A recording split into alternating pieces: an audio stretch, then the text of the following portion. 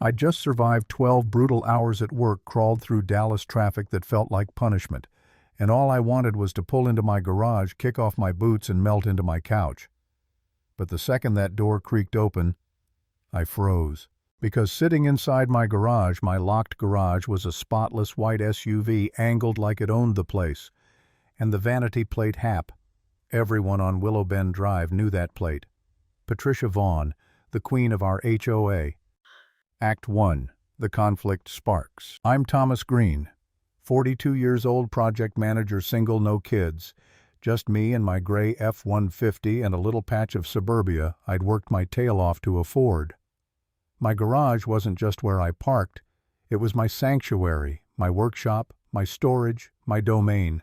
And there it was, invaded. I shut off the engine, climbed out, stared at the SUV like maybe it would explain itself, but I already knew whose it was. Patricia Vaughn, clipboard warrior, blonde hair, never out of place, the woman who ran HOA meetings like a tyrant in heels. My jaw tightened. I yanked open the side door into the house, half expecting her to be waiting with one of her smug speeches. Instead, silence. Just the smell of motor oil and cedar shelves. For a second I wondered if maybe I'd lost my mind. Then I heard her voice floating up from the driveway. "Oh, Thomas, you're home sooner than I thought." She strolled up in a bright floral blouse, manila folder tucked under her arm, like she was headed to another tribunal. I asked, low and controlled, "Patricia, what the hell is your car doing in my garage?" She didn't blink, didn't look embarrassed, just tilted her head and said, "Oh, I just needed the space for a few minutes." The landscapers blocked my driveway and I had a Zoom board meeting. "You don't mind, do you?" My laugh came out sharp, humorless.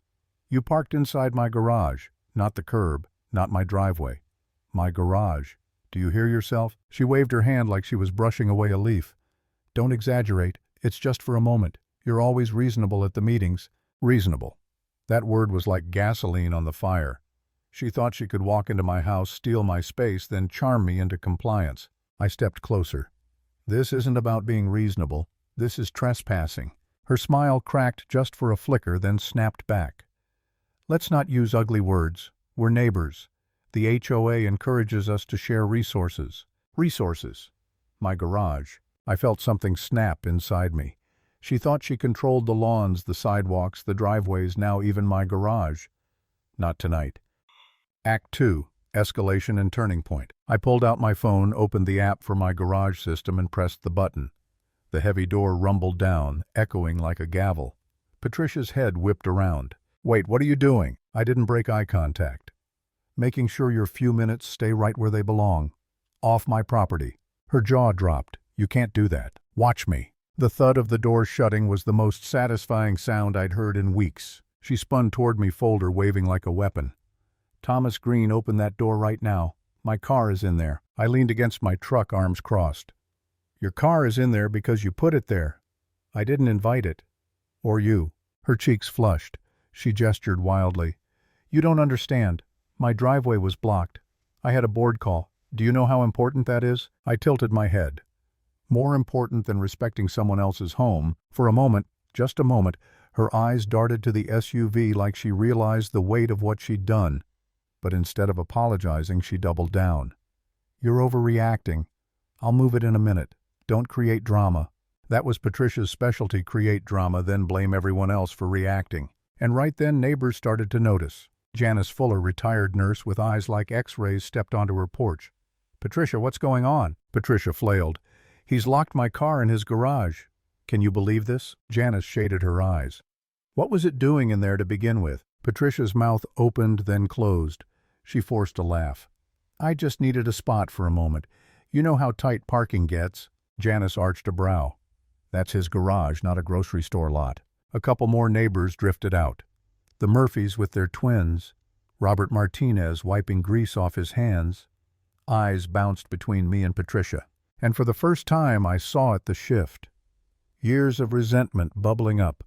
Patricia, who fined people for leaving trash cans out 10 minutes too long, who wrote me up once when I left Christmas lights up while my dad was in the hospital.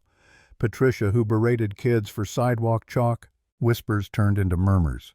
Patricia tried to regain control. "Everyone, let's not blow this up. I've always looked out for this neighborhood." "Looked out for yourself," Janice shot back. Patricia's voice pitched louder. "This is harassment. He's harassing me." I almost laughed. "Hostility is barging into someone's garage and acting like it's yours. Don't spin this back on me." But inside, doubt hit me like a sucker punch. What if she really called the cops? What if they believed her? HOA president versus me, tired guy with a locked garage. Would they slap cuffs on me in front of my neighbors? Would I be the one humiliated? For a second I thought maybe I should just open the door, let her win, sell the house, leave this nightmare HOA behind. And then I saw Emma. No, I saw my father in the hospital bed again. I remembered the fine Patricia shoved under my door that week. Rules over compassion, control over humanity. No, I wasn't giving up my home, not to her. So I stood firm. The crowd thickened. Neighbors started sharing their own stories out loud. Chalk fines, oil change violations, Halloween bans. Patricia's SUV in my garage wasn't just a car anymore. It was a symbol of every time she'd pushed too far. And for once nobody was nodding along with her. They were nodding at me. Act 3. The Showdown and Justice. Patricia's voice sharp and shrill. "Open it now, or I'll call the police." I shrugged. "Go ahead." She froze. She wasn't used to being called on her bluff. And then sirens. Red and blue lights washing over Willow Bend Drive. She had called them. 2 officers stepped out. One tall and calm, the other younger, alert. "Evening, folks. Got a call about a vehicle dispute." Patricia rushed forward. "Yes. This man has locked my car in his garage and refuses to release it. That's theft." The officers exchanged a glance. "Ma'am, how exactly did your car end up in his garage?" Patricia hesitated, eyes darting, voice shaky. I parked it there temporarily. My driveway was blocked." I raised my hand. "Officers, she didn't just park it. She used my garage code without permission. I came home from work and found her SUV where my truck should be, so I shut the door." One officer rubbed his jaw. "Ma'am, is that true? Did you enter his garage without permission?" Patricia stiffened. "It's not as bad as he makes it sound. I'm on the HOA board.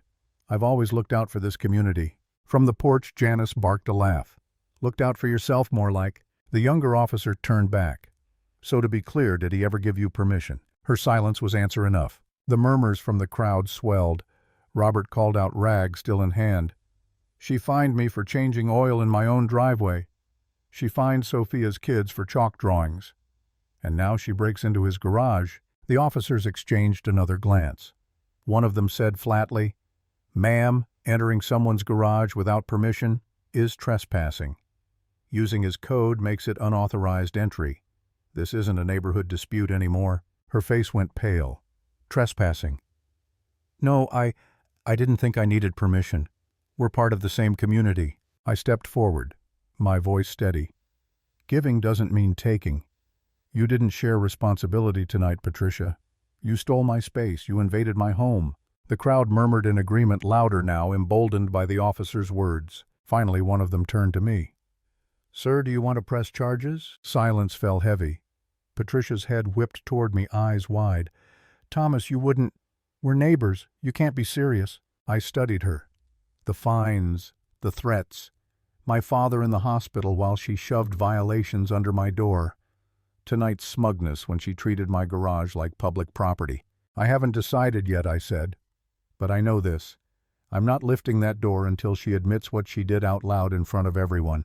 Gasps. Patricia stammered, shook her head violently. "No, you can't make me." Sophia, rocking her toddler, raised her voice. "Patricia, you've been demanding apologies from us for years. Maybe it's time you gave one." The crowd erupted in agreement. The officer sighed. "Ma'am, it would be in your best interest." Her lips trembled. Finally she whispered, "I'm sorry." I shook my head, louder. Her eyes burned, but she forced it out. "I'm sorry. I shouldn't have parked in your garage. I shouldn't have used your code." The crowd clapped, some slow, some loud, not because they believed her, but because they'd finally seen the HOA queen bow. Patricia looked crushed.